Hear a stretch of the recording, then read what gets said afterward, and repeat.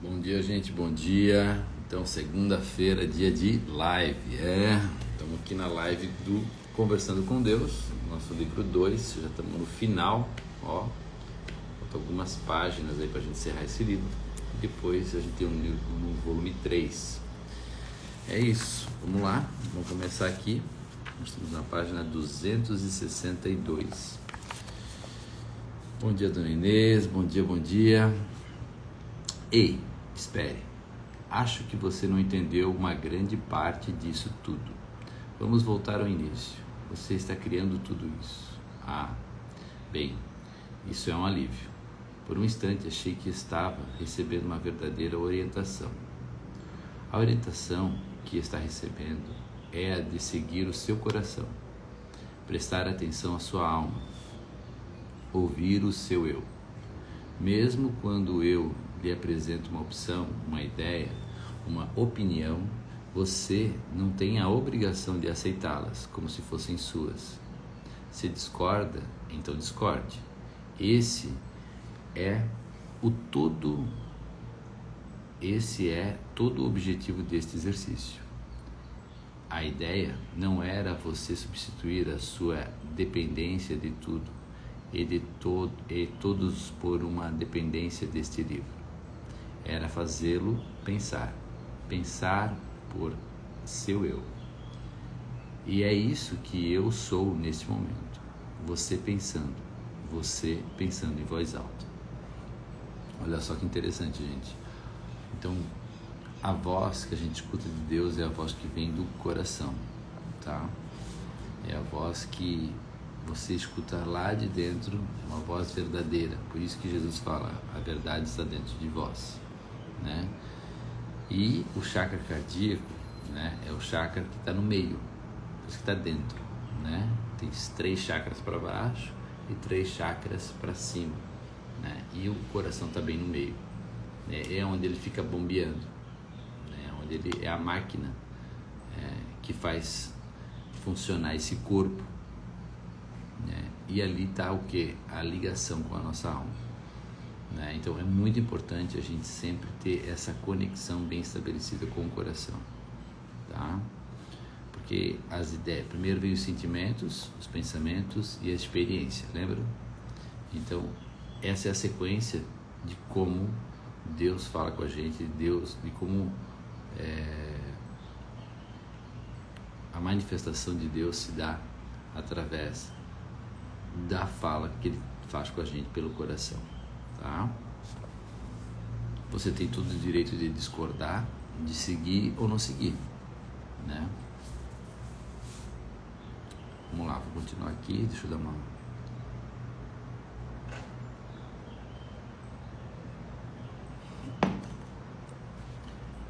Quer dizer que este material não está vindo da fonte superior? É claro que está. Mas eis a única coisa que ainda não consegue acreditar.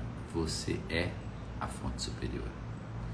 E eis a única coisa que aparentemente ainda não entende. Você está criando tudo isso. Toda a sua vida aqui agora. Você a está criando. Não eu, você. Então, há algumas respostas para essas questões meramente políticas de que não gosta. Mude-as, faça isso agora, antes de começar a considerá-las um evangelho, a torná-las reais, antes de começar a considerar seu último pensamento sobre alguma coisa mais importante, mais válido e mais verdadeiro do que seu próximo pensamento. Lembre-se de que é sempre o seu novo pensamento que cria a sua realidade, sempre. Agora, há algo nessa discussão política sua que deseja mudar? Não, realmente. Acontece que estou acordando com o Senhor. Só não sabia o que fazer com isso tudo. Faça o que quiser. Não entende? É isso que está fazendo com toda a vida. Está bem, acho que entendi. gostaria de continuar com esta conversa, nem que seja para ver aonde irá nos levar. Ótimo, então vamos continuar. O Senhor ia dizer que em outras sociedades iluminadas, por de lado um percentual do que é recebido, o que vocês chamam de renda, para ser usado para o bem geral da própria sociedade, é uma prática bastante comum. Sob o novo sistema que temos examinado para uma sociedade, todos ganhariam o máximo que pudessem a cada ano e ficariam com seus ganhos até um certo limite. Que limite? Um limite arbitrário estipulado por todos. E o que excedesse esse limite seria enviado ao consórcio de caridade mundial em nome do contribuinte, para que todo mundo pudesse saber quem eram seus benfeitores.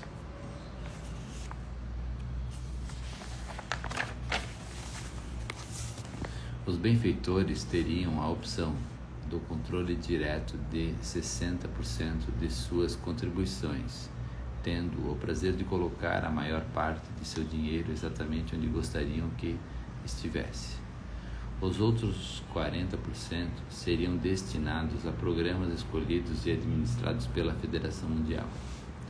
Se as pessoas soubessem que depois de um certo limite de renda, tudo seria tirado delas, qual seria o seu incentivo para continuar a trabalhar? O que as impediria de parar quando atingisse o seu limite de renda? Algumas parariam. E daí? Deixe-as parar. O trabalho obrigatório acima do limite de renda, com contribuições obrigatórias para o consórcio de caridade mundial, não seria necessário. O dinheiro economizado com o fim da produção em massa de armas de guerra seria suficiente para satisfazer a necessidade básica de todos. Os 10% de dedução de todos os ganhos mundiais, além dessas economias, levariam toda a sociedade, não apenas aos poucos escolhidos,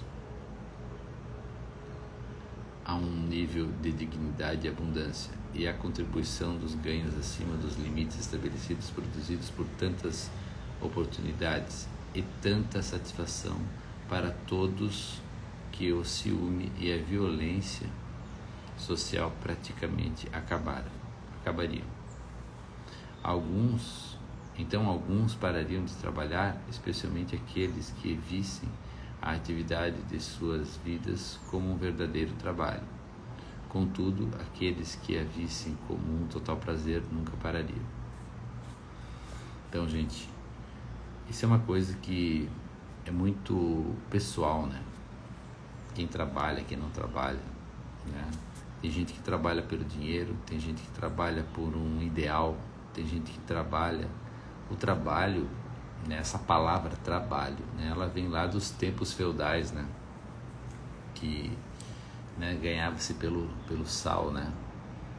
O trabalho era uma coisa pejorativa, né, e ainda muita gente acha que trabalhar é uma coisa pejorativa, né. Eu sempre digo que o trabalho, né, ele enobrece o homem, ele dá significado, ele dá consistência, ele dá textura, ele dá todo o sabor da vida, né?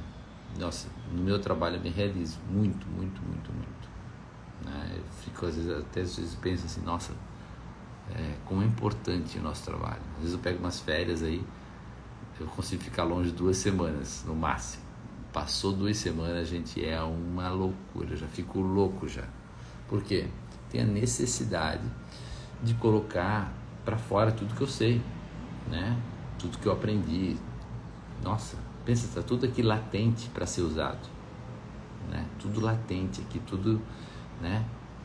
Todas as habilidades, tudo que a gente já estudou, né? Então todos nós temos isso. Imagina, por isso que dá tanta depressão nas pessoas que se aposentam, né? Começa a dar problemas de saúde, né?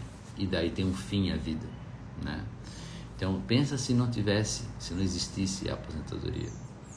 Se as pessoas continuassem, né, tenho certeza absoluta que seria diferente. Porque é ressignificar, entendeu? É ressignificar. A pessoa já não vai mais estar trabalhando pelo pão de cada dia. Ela não vai estar trabalhando pelo salário. Ó, o salário vem de sal, né? Não, ela vai estar exercendo suas funções que mais gosta por alegria de compartilhar. É totalmente diferente, totalmente diferente. Ela vai estudar porque ela quer saber mais sobre aquilo. Ela vai fazer um curso, não para ser promovida, mas porque ela tem aquela coisa de que eu quero saber mais sobre isso. Tá totalmente, tá entendendo? É outra maneira de viver, é outra maneira de pensar. Hoje, a nossa sociedade está muito pautada no quê? O que eu ganho fazendo isso? Eu vou te dizer o que eu ganho trabalhando. Eu ganho alegria, eu ganho satisfação, eu ganho amor. Eu posso dar amor, né? Eu sempre digo, meu trabalho é um laboratório, né? É o campo de teste, é o campo de prova, né? Onde eu aprendo as coisas e coloco em ação, coloco em prática, né? Vamos lá. Nem todos podem ter um emprego assim. Na verdade, não é verdade. Todos podem. A alegria no local de trabalho não tem nada a ver com a função e tem tudo a ver com o objetivo. Olha só, gente. A alegria no local de trabalho não tem nada a ver com a função e tem tudo a ver com o objetivo. Às vezes pode estar passando um pano no chão, você pode estar atendendo o telefone, colhendo uma fruta, mas o objetivo maior, ele é muito maior e faz com que todas as ações você faça com amor, certo? A mãe que acorda às 4 da manhã para trocar a fralda de seu bebê sabe muito bem disso. Ela cantarola e sussurra para o bebê, e para todo o mundo não parece que ela está realizando um trabalho. Contudo, é a sua atitude em relação ao que faz, sua intenção, seu objetivo durante essa atividade que torna a atividade um verdadeiro prazer. Eu já usei esse exemplo de maternidade porque o amor de uma mãe por seu filho é o mais perto que se pode chegar da compreensão de alguns dos conceitos dos quais eu falo neste livro, nesta trilogia. Gente, aqui muitas vezes eu vejo, né, o pessoal que recolhe lixo de madrugada ali. É um trabalho pesado, é um trabalho muito digno, muito forte, né? Mas muita gente olha, né, não, eu não faria, meu Deus, né? E os caras cantando, os caras felizes, olha, é raro tu ver um pessoal que não está com um sorriso no rosto fazendo isso, tá? Eles estão correndo, eles estão se exercitando, né? Então assim, eu vejo que, olha, seria até interessante fazer uma experiência disso. Vocês me deram uma ideia aí. Vou fazer. Legal. Como seria fazer uma experiência dessa? Cegari por um dia. Legal. Vou dar uma olhada nisso. Eu tive uma ideia agora. Como é que é? Né? Vamos lá. Vou anotar aqui na caderneta. Ainda assim, qual seria o objetivo de acabar com o potencial de ganho ilimitado? Isso não tiraria da experiência humana uma de suas maiores oportunidades, suas aventuras mais gloriosas.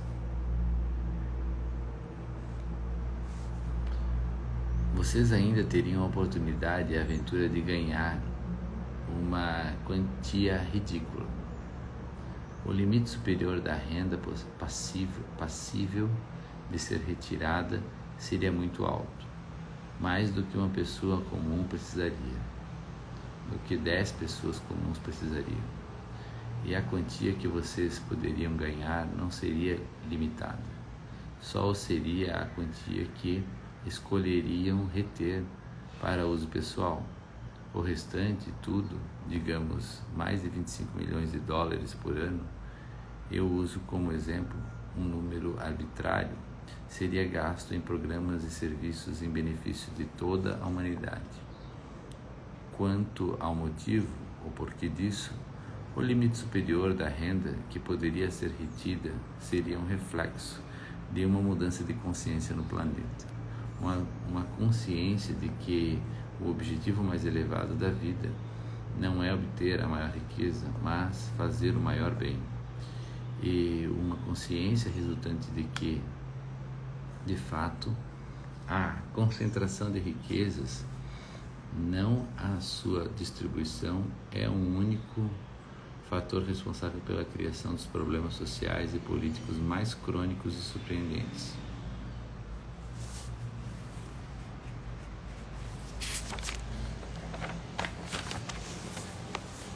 A oportunidade de acumular riquezas ilimitadas, é a base do sistema capitalista, um sistema de livre iniciativa e competição aberta que produziu a maior sociedade que o mundo já viu.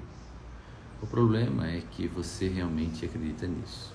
Não acredito. Mas falei que aqui em nome daqueles que realmente acreditam. Aqueles que realmente acreditam estão terrivelmente enganados e não veem coisa alguma da realidade atual em seu planeta. Nos Estados Unidos, 1,5% de pessoas acumulam mais riquezas do que 90%. Os rendimentos das 834 mil pessoas mais ricas representam quase $1 trilhão a mais do que os dos 84 milhões de pessoas mais pobres. E daí? Elas trabalham para isso? Vocês, americanos, tendem a ver o status como uma finalidade do esforço individual. Alguns conseguiram e então presumem que todos podem conseguir. Essa visão é simplista e ingênua. Presumem que todos têm oportunidades iguais, enquanto, na verdade, na América, assim como no México, os ricos e poderosos brigam e usam de ardis para conservar seu dinheiro e seu poder e aumentá-los. E daí? O que há de errado nisso? Eles fazem isso eliminando sistematicamente a competição, minimizando institucionalmente as reais oportunidades e controlando coletivamente o fluxo e o aumento das riquezas. Por isso, fazem uso de todos os tipos de estratagemas, de práticas de trabalho injustas que exploram os pobres do mundo, a prática de competição que minimizam, se é que não destroem, as chances de um recém-chegado entrar em um círculo interno dos bem-sucedidos.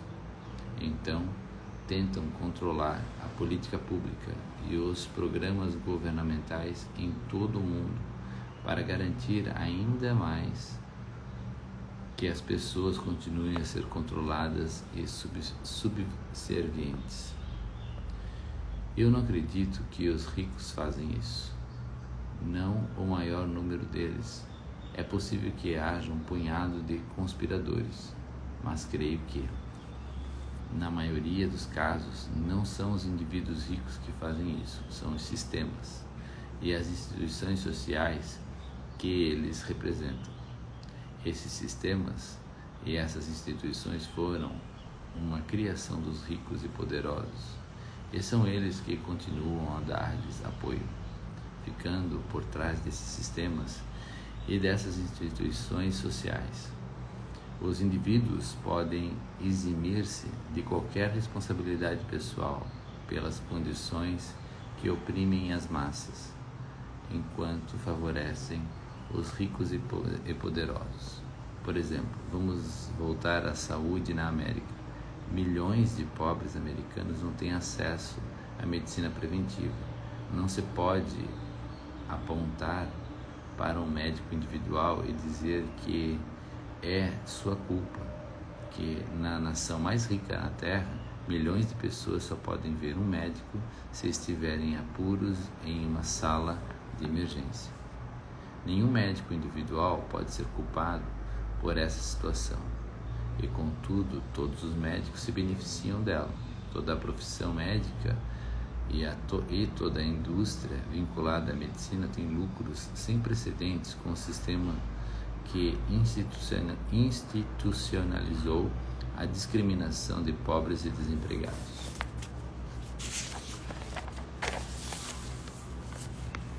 E esse é apenas um exemplo de como o sistema faz os ricos ficarem mais ricos e os pobres mais pobres.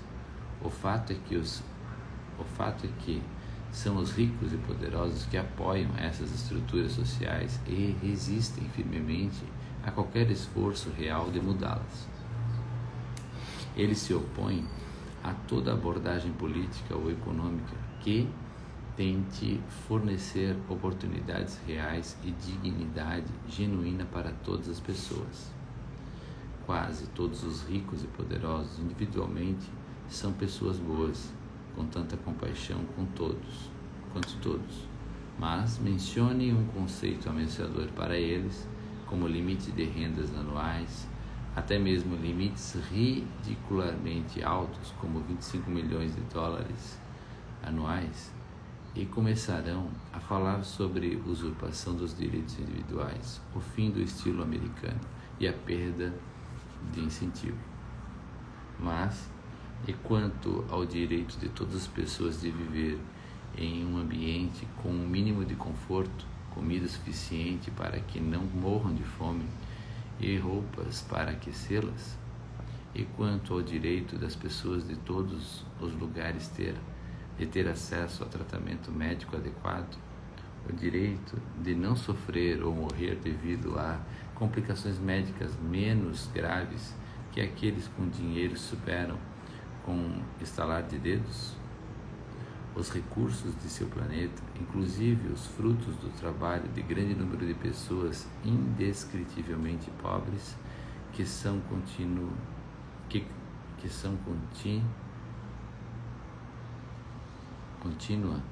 e sistematicamente exploradas, pertence a todos do mundo, não apenas aos que são ricos e poderosos o bastante para realizar a exploração.